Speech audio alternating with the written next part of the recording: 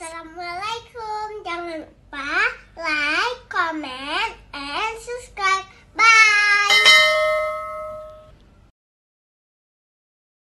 Apa makna sah? Azan Jumat berkumandang, khatib di atas mimbar, saya singgah di warung, saya beli nasi 1 bungkus. Akadnya itu sah. Artinya perpindahan harta, uang saya diterima oleh pedagang sah, nasi pedagang itu saya terima sah. Tetapi transaksi ini hukumnya haram.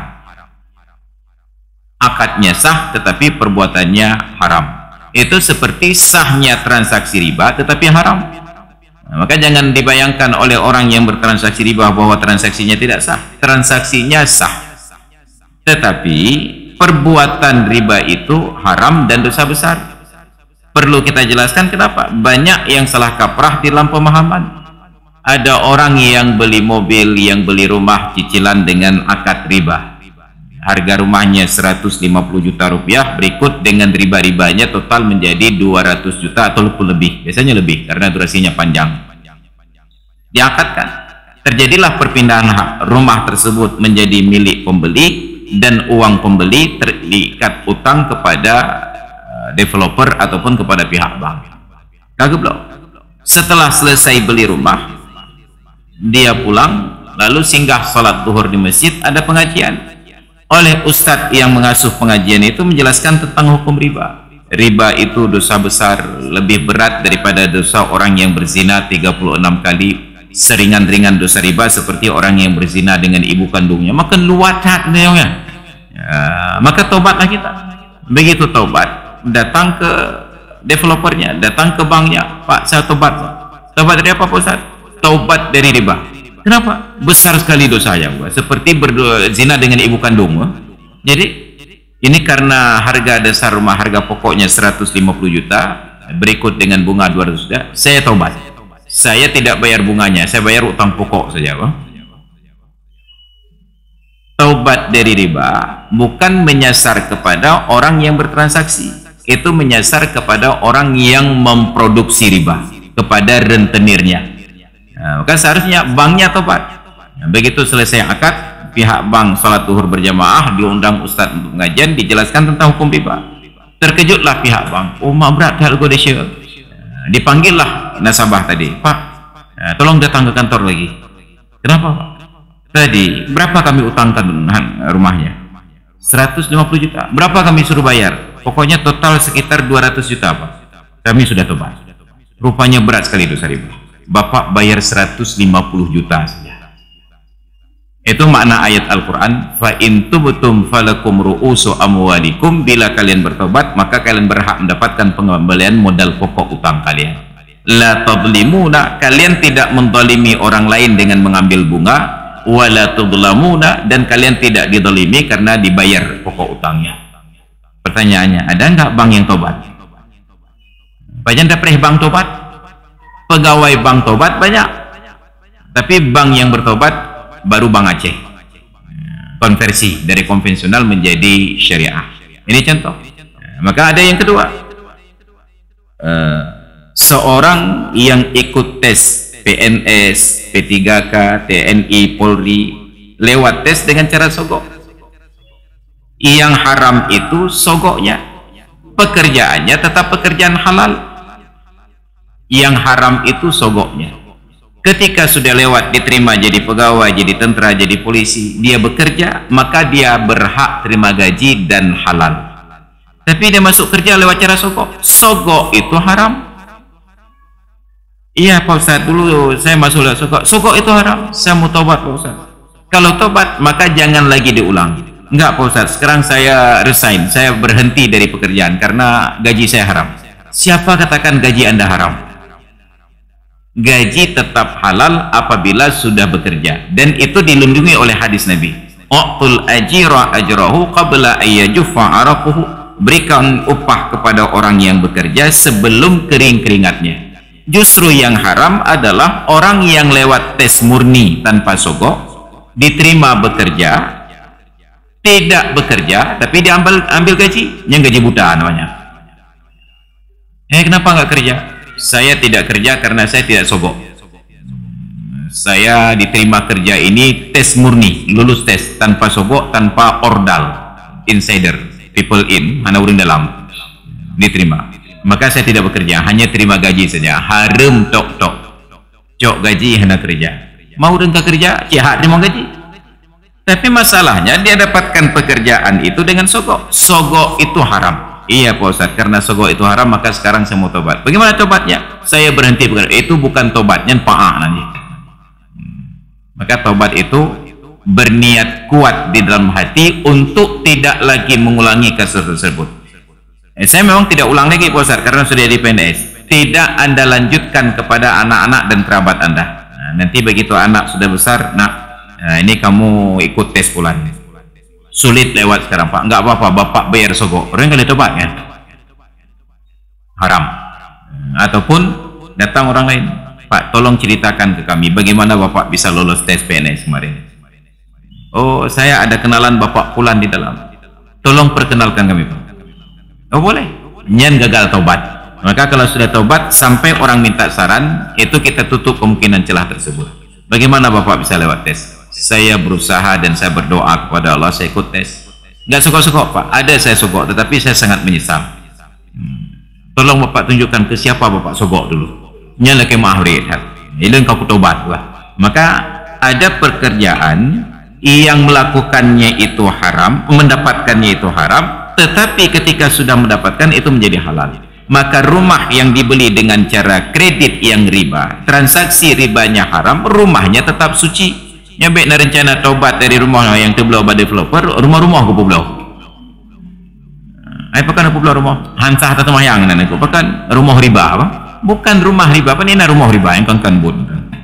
Inilah pemahaman yang harus diluruskan. Maka orang yang bertransaksi setelah ketika berkumandang azan Jumat, khatib sudah di atas mimbar, transaksinya itu haram, tetapi sah. Apa makna sah? Nasi yang dibeli tadi sah menjadi miliknya, dimakan oleh dia sah, diberi makan kepada istri dan anaknya sah, tetapi transaksinya itu haram. Jadi kita pilih-pilih masalahnya. Wa yukrahu qabla al-adhani ba'da zawal, dan dimakruhkan kegiatan transaksi tersebut sebelum azan setelah tergelincir matahari. Makruh sebelum azan setelah tergelincir matahari. Padahal tergelincir matahari adalah masuknya waktu zuhur. Itu memberikan indikasi pemahaman kepada kita bahwa di masa lalu para ulama tidak disiplin azan Jumat begitu masuk waktu zuhur. Masuk waktu zuhur satu perkara, tapi azan Jumat itu perkara yang kedua. Ditunggu dulu sampai kondisi memungkinkan. Ketika dilihat transaksi di pasar sedang tinggi, ditunda azan dulu. Makanya Bilal bin Rabah, beliau itu tidak langsung kumandang azan asal matahari tergelincir. Beliau lihat pasar dulu. Maka dibangunlah masjid Nabi itu di tengah-tengah pasar. Dari arah mihrab itu dilihat ke arah pasar, umat tengah ramai tak rumukan, tengah letak lagut. Ditunda dulu azannya. Kenapa? Jangan sampai menjebak umat ke dalam sikap serba salah. Enggak kita lanjutkan jual beli sedang ada pelanggan, mau kita jual sudah berkumandang azan, maka ditunda azannya. Ketika sudah lengang, sudah sepi transaksi, baru berkumandang azan. Sedangkan muazzin kita sekarang, bahkan Masjid Raya Baitur Rahman yang di tengah pasar Aceh, hana kalang-kalang pasar, hana getimai kalon uji urat. Sekarang ada yang namanya CCTV, CCTV. Pasang CCTV di lorong jalan di Ponegoro, di lorong jalan Muhammad Jam, pelemah ke muazzin. Oh tengok ramai beda azan ini. Kan boleh saja. Ada ruang di dalam syariat. Tapi syariat ini, yang humanis ini diabaikan. Yang teringat kita, berapalah gajimu sampai engkau tinggalkan salat berjamaah di awal waktu. Ini orang-orang yang merusak syariat. Karena syariat itu lapang. Maka apabila sudah masuk waktu zuhur, tergelincir matahari, tapi azan belum berkumandang, itu sudah makruh. Makruh bertransaksi jual beli. Kenapa makruh? Dikhawatirkan terjerumus kepada sesuatu yang haram. Apalagi wa haruma 'ala man talzimuhul jumu'atu wa in lam tan'aqid bihi safarun. dan haram kepada orang yang wajib menghadiri salat Jumat sekalipun dia tidak dihitung sebagai ahlinya. Apa yang haram? Musafir yang luput dengan sebabnya salat Jumat. Ka'an dhanna annahu la yadrikuha fi tariqihi, misalnya dalam dugaannya ini di perjalanan saya nggak ketemu masjid untuk salat, itu menjadi haram. Ini untuk yang tidak terakad, yang bukan ahli Jumat. Misalnya ada orang dari Jakarta, dari Medan datang ke Banda Aceh bersilaturahmi, sudah 4 hari di sini, sudah putus musafir tetapi belum menjadi muqim, belum mustautin. Dia tidak terakad Jumat. Bila orang seperti ini ada 40 orang salat Jumat, tidak dihitung Jumatnya, kecuali bergabung dengan warga setempat. Tetapi dia wajib Jumat, maka orang seperti ini haram berangkat musafir. Oleh karena itu orang tua kita di masa lalu hari Jumat buat pantangan, urah Jumat hanjit jauh laut. Kenapa? Enggak ada salat Jumat di laut, pada minta masjid dengan lautnya. Yang kedua, hanjit jauh Gleh, karena tidak ada masjid di Gleh. Tetapi tidak dilarang turun ke sawah karena sawah itu dekat dengan pemukiman. Tapi tetap saja dilarang turun ke sawah di hari Jumat kecuali setelah selesai sholat Jumat. Namun dalam pelaksanaannya bahkan ada yang mustautin ahli Jumat dikondisikan oleh pemerintah untuk berangkat musafir di hari Jumat ketika sedang berlangsung sholat Jumat. Saya teringat berangkat haji 2009 kloter 7, itu keberangkatannya ketika sedang sholat Jumat. Keluar dari asrama haji jam 1, naik pesawat, take off itu jam 2. Keluar dari asrama haji jam setengah 1, uro Jumat. Kita berangkat haji, naik haji memang wajib, tetapi berangkat haji hari Jumat tetap haram.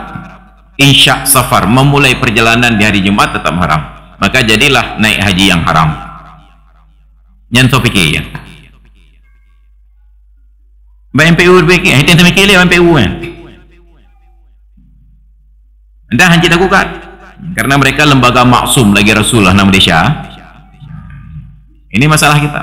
Ketika orang-orang yang ada otoritas di bidang keagamaan tidak mau bersuara, maka kesalahan itu semakin merajalela. Itu yang diingatkan oleh Sayyidina Ali, la yartafi'a sautul batil illa idza ghafala ahlul haq. Tidak akan mengemuka suara kebatilan kecuali ketika suara kebenaran tersebut bungkam ataupun memilih diam. Maka bercerewet, bercabak babah rumelim ketika melihat ada hal-hal yang tidak patut, yang tidak layak. Hanya awatikalan sebuah kemungkaran gepit mata gerau. Maka sekarang coba lihat kemungkaran itu makin merajalela di Banda Aceh. Setelah sekian lama kita teriak-teriak tentang celana pendek, baru-barunya itu bit Satpol PP dengan WH. Ya, kamu tambah kemaksiatan yang lain. Apa kemaksiatan berikutnya? Yang jualan di atas trotoar diletakkan lapak di situ untuk makan dan minum. Yang bak jalan tengku imum cik lumbatan cijang. Iling tikai puduk meja. Itu secara syariat salah, secara adat salah, secara undang-undang salah. Karena trotoar bukan tempat berjualan, itu tempat pejalan kaki. Ternyata polisi lalu lintas diam, dinas perhubungan diam, Bandung diam. Kapan bersuara? Nanti ketika semua orang sudah berjualan di atas trotoar. Waktu yang haik tepat deh, baru karuna. Ini nauzubillah, anomali di negeri syariat Islam. Pajan kagupruno leurunci ini duk babineh jalan pajuhbu baru lewat. Maka Nabi sampaikan, sudah 14 abad yang silam, iyyakum wal julusa fit turuqat, jauhilah kebiasaan makan-makan, duduk-duduk di tepi jalan. Ditanya oleh sahabat, ya Rasulullah, ma min majalisina buddun natahaddatsu fiha. Ada masalah apa duduk-duduk kami sekedar nongkrong saja, ngomong-ngomong saja, omon-omon bukan presiden Nabi nya, ini tepi jalan. Maka dijawab oleh Nabi, fa in abaitum illal majlisa, kalau kalian tetap enggan dan memilih tetap duduk di tepi jalan, fa'atut tariqa haqqah, maka berikan hak-hak jalan. Ditanya oleh sahabat, wa ma haqqut tariqi ya Rasulullah, dan apa hak-hak jalan itu ya Rasulullah? Apa jawaban beliau? Yang pertama, ghaddul basar, menjaga pandangan. Sedangkan kita sengaja duduk tepi jalan untuk cuci mata. Saya nak orang lewat kalau dia sampai gaduh. Lewat dah di kalau ni kalau dia wasit penaji tenis meja meratib mengerang. Yang kedua, raddus salam, membalas ucapan salam. Ini tradisi arif dalam masyarakat kita yang sudah hilang. Dulu orang tua kita naik sepeda, naik kenderaan, sepeda motor, motor, kalau nak duduk di jalan tetap Assalamualaikum. Sekarang sudah hilang. Hal-hal yang baik sudah hilang. Orang yang berlalu mengucapkan salam kepada orang yang berhenti. Yang berkenderaan mengucapkan salam kepada yang berjalan kaki. Maka orang tua kita tidak akrab dengan rem depan. Kenapa? Rem depan sebelah kanan. Yang kanan ini sering diangkat-angkat. Maka rem belakang yang gemat. Difasilitasilah oleh produsen Honda. Ada rem combo. Tegan belakang dengan rem ke. Dia tegan. Yang belakang hanya boleh je tau. Karena gas. Maka tidak ada lagi yang angkat tangan untuk salam karena menandebut menaiki Honda, menandebut menaiki Honda. Bergantilah dengan kelasun, titit, popot. Itu salam sekarang. Ini masalah kearifan yang sudah punah. Nauzubillah. Maka kalau sudah menyangkut adat, timbul masalah yang lain lagi. Apa masalahnya? Dalam tradisi adat di Aceh, kita menyambut tamu ketika tamu baru datang di pintu masuk, bukan di dalam. Sekarang coba perhatikan orang yang buat walimatul urus, kenduri perkawinan, di mana tuan rumah menanti tamu. Pat gepreh jamel rumah rumah, atuh pelaminan. Padahal di dalam adat Aceh, resam Aceh, yang duduk di atas pelaminan hanya lintu dengan darah baru. Resam resmi, adat resmi ini dirusak, MAA tengap. Naik pula apa MAA? Sekarang dirusak adat dan dirusak syariat. Ketika sedang pakai baju lintu baru, pakai baju baru, goyang-goyang tip menari. Naik pula apa MAA? Awak pajuh gaji buta tok-tok. Rusak adat, rusak syariat, itu tengap. Baru karu menyahana gaji. Nauzubillah summa nauzubillah. Maka adat mana di Aceh ini yang mengajarkan prejame dalam? Sedangkan ajaran Islam salah satu bentuk memuliakan tamu, menanti di pintu dan mengantar sampai ke pintu. Nyau rumah pisan, ya tuan, mak tuan, duk ipat dia tu, jame antri yang merupakan yang terorok. Siapa yang mengajarkan? Guru-guru kita juga. Nekejak bakal nuri mulut. Tengku yang po balai bet, yang po dayah. Pai ke prejame. Geduk ke? Maka saya ubah tatanan ini. Ketika kenduri maulid di tempat saya, handal jadu. Len tetap jamai na yang berpintu motor. Memuliakan tamu. Maka dengar ingatnya. InsyaAllah besok hari Senin ada kenduri maulid di Dayah Babul Maghfirah Cekeung. Maka jemaah pengajian di Masjid Nurul Huda Penyerat diundang hadir untuk bersilaturahmi, bukan untuk makan. Kalau macam dia merumpak buruk dia. Diundang hadir untuk bersilaturahmi ya. Besok hari Senin. Mahan telah datang, apa telah mulai golong? Ini naik berkata telah mulai golong ke telah wah. Telah tahan undang kata, apa telah tengok aja kan baru. Maka diundang hadir. Jadi datang saja, jangan berfikir omanya payah tabasaka akan yang mengkatbu deh. Jadi datang saja untuk bersilaturahmi.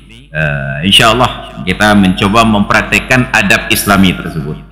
Maka baik fikir tu omanya wali kota Cekeung geduk kerobat singgasana dan tajak merumpok yang teroro. Nah, kita sedang mengajarkan adab syariat ketika memuliakan tamu. Nah yang jame tajak tetap berpintu motor, nah yang jame tak prehenan bertempatnya. Nah yang jame kadang-kadang hana ketemu merumpoknya ke anti dia tajak tetap dapat tengok ganti dan mak jero teroro. Adab kita menyambut tamu di pintu, bukan di atas pelaminan. Maka seharusnya kita berharap guru-guru kita yang buat acara maulid itu menanti tamu di pintu, bukan ngejapre ke di dalam. Maka seharusnya ada yang menggugat praktik pernikahan sekarang ini yang keluarga tuan rumah menanti di atas pelaminan. Duk kalau raja dan ratu, 3 pasangan raja dan ratu duduk nanda tu. Itu nyo antri ke yang mak jarong raja. Duduk di pintu depan. Nyo bakso tak melapor. Maka perlu kecerdasan emosional untuk melihat keadaan. Maka akan haing mungkin dia nyampe pet tapi dia uro. Ketika melihat anomali ini tidak ada yang menyuarakan. Kita suarakan dibungkam. Hanya orang yang kritik-kritik kamu, cik orang dengki ke kamu. Itu aja berdepan. Baca-baca kali dengki. Cik penyakit roh dia. Maka hadirin dan hadirat sekalian yang dirahmati Allah, ini bahagian dari syariat. Maka kita berharap pemerintah Aceh melalui MPU, melalui Kementerian Agama, melalui Dinas Syariat Islam mensosialisasikan bahwa hari Jumat itu jangan ada perjalanan musafir yang direncanakan apalagi oleh pihak pemerintah. Maka bila memungkinkan penerbangan haji itu janganlah di hari Jumat. Jangan di hari Jumat. Mabakso tajak melapor. Orang-orang yang punya kewenangan di bidang tersebut pasrah saja. Hanya tatun punya di kewenangan pemerintah pusat pecit UUPA. Maka UUPA-nya bagi rugo saja ada. Ketika gecik daerah lain kata kurang tun siapa menjabat atas nama UUPA di Aceh tetap 6 tun saja. Yang rugo dia. Untuk bagian-bagian untung tidak ada yang perjuangkan. Maka seharusnya atas nama UUPA kita sudah punya gubernur baru di tahun 2022. Tetapi dihilangkan UUPA ikut aturan nasional. Tidak ada seorang pun yang memperjuangkan UUPA supaya Aceh tetap ikut aturan sendiri. Ya, saya harap kamu UUPA MOU Helsinki mengubah ke bawah ibabah. Maka kedua enam limong hanabag. Jadi selalu UUPA itu bagian ruginya untuk kita, bagian untungnya pemerintah pusat. Jadi ini anomali. Kenapa? Karena pemimpin kita pemimpin PAA. Makanya ke depan pilih saya. Jadi kita kecewa karena pemimpin-pemimpin hebat di Aceh itu rata-rata mereka adalah profesor. Profesor Amajid Ibrahim, Profesor Eli Hashimi, Profesor Ibrahim Hasan, Profesor Samsudin Mahmud. Setelah Profesor Samsudin Mahmud baru terjadi downgrade. Dr. Andus Abdullah Putih MSI. Dr. Andus MSI. Beliau baru doktor setelah kuliah di Cipinang. Ini baru doktor. Kemudian berganti kepada Dr. Hewan Irwandi Yusuf. Kemudian berganti kepada Mantri Zaini Abdullah. Dr. Zaini Abdullah. Kan doktor, Dr. Zaini Abdullah. Ini ke depan cuma ada Dr. Andus Tengku Busami pun ujung Mantang na master. Menyagai Tengku Malim tinggal Tengku tu. Kita terjadi downgrade kepemimpinan. Jadi kita kecewa. Kita sebenarnya ingin level-level pemimpin gubernur di Aceh itu levelnya profesor. Seharusnya ditawarkanlah ada proksi-proksi yang profesor maju ke depan yang sesuai dengan ideologi. Tapi ketika sudah begini kondisinya, maka tidak ada yang harus kita perjuangkan mati-matian. Hanya baik jangan pakai tim sehmiyo. Yang susah kau itu yang nak pucat tu pakai. Maka saran saya kalau ditanya siapa yang kita pilih ke depan, datang saja ke bilik suara karena itu hak konstitusi kita, jangan mubazir. Siapa yang kita pilih, ambil kertas suara sebelum dibuka pejamkan mata. Pet mata buka top leju, dumpan top hantalah insyaallah. Baik yang tingkat 1 ataupun yang tingkat 2, yang gubernur ataupun yang ketua kota. Ini pet mata netop, pat mata netop mana tak. Kenapa pejam mata dulu? Supaya jangan terbayangnya belah no tipulan belah dia tipulin. Pet mata ile baru buka top jule. Oh nya enggak tetap alhamdulillah berarti nya pilihan Allah Taala. Kenapa? Karena tidak ada sesuatu yang sangat dramatis. Permainannya tibelah dua belah yang belum. Maka kewajiban kita berdoa kepada Allah, mudah-mudahan siapapun yang terpilih nantinya akan memajukan peradaban di Aceh, syariatnya, ekonominya, adat istiadat dan lain sebagainya. Baik hadirin dan hadirat sekalian yang dirahmati Allah, demikian pengajian kita di pagi hari ini. Mudah-mudahan membuka wawasan kita tentang pelaksanaan syariat. Ada hal-hal yang keliru yang kita laksanakan selama ini tetapi tidak ada yang mengingatkan. Dan mudah-mudahan bila nanti bertemu dengan guru-guru kita yang lain yang salah prioritas, kita tanyakan kepada beliau, pekan tenyo karu tapi masalah salat berjamaah di awal waktu, tapi hana karu tentang iddah orang perempuan yang meninggal suami, tidak karu tentang orang yang melanggar syariat yang memang haram dan berdosa. Nauzubillah summa nauzubillah. Baik hadirin dan hadirat sekalian yang dirahmati Allah, kita padakan sampai di sini dan kita ambil waktu sedikit lagi untuk tanya jawab. Bila ada pertanyaan disilahkan dengan segala hormat.